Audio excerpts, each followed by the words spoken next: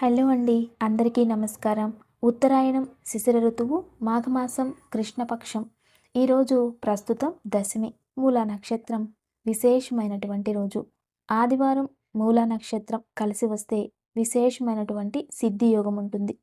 ఈరోజు ఏ మంత్రాన్నైనా సరే జపించినట్లయితే అది సిద్ధిస్తుంది అని. ప్రతిరోజు కూడా మనం ఒక మంత్రాన్ని, ఒక శ్లోకాన్ని, ఒక బీజ మంత్రాన్ని 108 సార్లు జపించినట్లయితే అది ఎన్నో వేల సార్లు జపిస్తే కానీ ఆ మంత్రం సిద్ధిస్తుంది. కానీ ఈ మూలా నక్షత్రం ఆదివారం ఉన్నప్పుడు ఆ రోజు ఏ మంత్రాన్నైనా సరే 108 సార్లు ఒక్కసారి జపించినంత మాత్రానే 108 రోజులు 108 సార్లు జపించిన సిద్ధి ఫలం ఈ ఒక్కరోజే కలుగుతుంది. అందుకే ఈరోజు అందరూ కూడా గురుముఖేన ఉపదేశించిన మంత్రాన్ని కానీ, లేదా గాయత్రి మంత్రాన్ని కానీ, ఏదైనా సిద్ధి పొందిన మంత్రాన్ని కానీ, లేదా మన పూర్వీకులు మనకు అందించిన మంత్రాన్ని కానీ, ఇటువంటి ఏ మంత్రాన్నైనా కూడా ఈరోజు జపించవచ్చు. ఆర్థికంగా అభివృద్ధి అవ్వడానికి కనకదార స్తోత్రాన్ని, హనుమాన్ చాలీసా, మహాగణపతి, రుణ విమోచక స్తోత్రాలు అవన్నీ ఒక్కసారి చదివినా కూడా 108 సార్లు చదివిన ప్రతిఫలం ఈ ఒక్కసారే వస్తుంది. ఇక గాయత్రి మంత్రాన్ని ఎన్నిసార్లు అయితే అన్నిసార్లు జపించాలి ఈరోజు. అంతేకాదు ఈరోజు లక్ష్మీ బీజ మంత్రాన్ని జపించినా కూడా అది సిద్ధిస్తుంది. దాని వలన లక్ష్మీ కృపా కటాక్షం మనకి ప్రాప్తిస్తుంది. అయితే ఈరోజు జ్ఞానం మనకు కావలసింది. జ్ఞానం ప్రాప్తిస్తే ప్రకృతిలో ఉన్న దేన్నైనా కూడా మనం సాధించవచ్చు. జ్ఞానంతో ఏదైనా పొందవచ్చు. జ్ఞానంతో తృప్తిగా జీవించవచ్చు.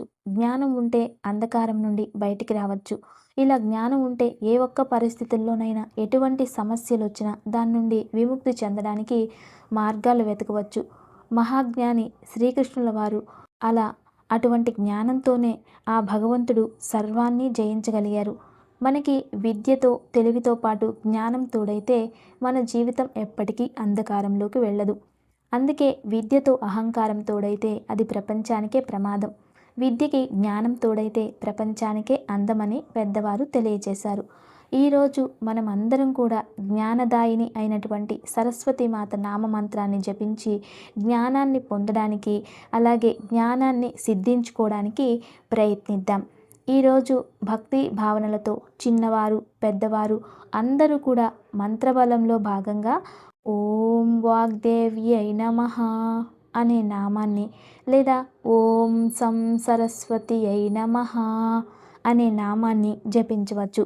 ఈరోజు వాగ్దేవ్యై నమః అంటే వ్యాపారం చేసేవారు, బిజినెస్లో ఉన్నవారు, ప్రజల్లో తిరిగేవారు వాగ్దేవ్యై నమః అనే నామాన్ని జపించండి. అయితే చదివేవారు, గృహిణులు, ఇంట్లో ఉన్న వారందరూ కూడా ఓం సం సరస్వత్యై నమః అనే నామాన్ని జపిద్దాం. కాబట్టి ఈ మంత్రాన్ని మంత్రబలంలో భాగంగా ఈరోజు అందరూ కూడా ఓం సం సరస్వత్యై నమః అనే నామాన్ని జపించాలి. ఇక తారాబలం. గ్రహాలను చూసి నా జీవితం ఇంతే ఉంటుంది, లేదా గ్రహాలను చూసి నా జీవితం మారిపోతుంది, గ్రహాలను చూసి నా జీవితం ఇంతే, లేదా గ్రహాలను చూసి ఏదో నేను అయిపోతాను అని ఎప్పుడూ అనుకోకండి. గ్రహాల కన్నా అత్యంత పరమశక్తివంతమైనది మనలో ఉన్నది ఆత్మబలం. ఆ ఆత్మబలం ముందు సర్వము అన్నీ తలవంచాల్సిందే. గ్రహాలు కాదు కదా, దేవతలు కూడా ఆత్మబలం ముందు ఏమీ చేయలేరు. దీన్ని సాక్షాత్ శ్రీకృష్ణుల వారు, అంతేకాదు అన్ని పురాణాల్లో ఇదే తెలియజేశారు. అన్ని భాగవతాలలో, అమ్మవారు చరిత్రల్లో, అన్ని శ్లోకాలలో, వేదాల్లో చెప్పింది ఒకటే, ఆత్మబలం ముందు ఏ బలానికి కూడా శక్తి ఉండదు అని. అలా మీ ఆత్మబలాన్ని పెంచుకుంటే గ్రహాలే మీ సరెండర్ అవుతాయి. గ్రహాలను చూసి జీవితం ఇంతే అని డిసైడ్ చేయకండి. మీకు ఏదైనా కష్టం వచ్చినప్పుడు పరిష్కారాన్ని వెతకండి.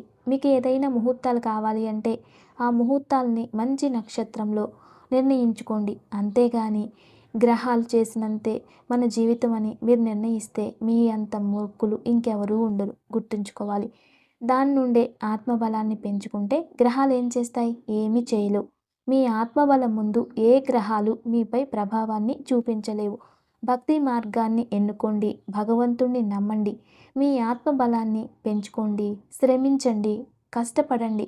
ఏదైనా నిర్ణయిస్తే దాన్ని పూర్తి చేసే వరకు నిద్రపోకుండా ఉంటే శ్రమిస్తూనే ఉండండి. ఖచ్చితంగా మీరు సక్సెస్ అవుతారు.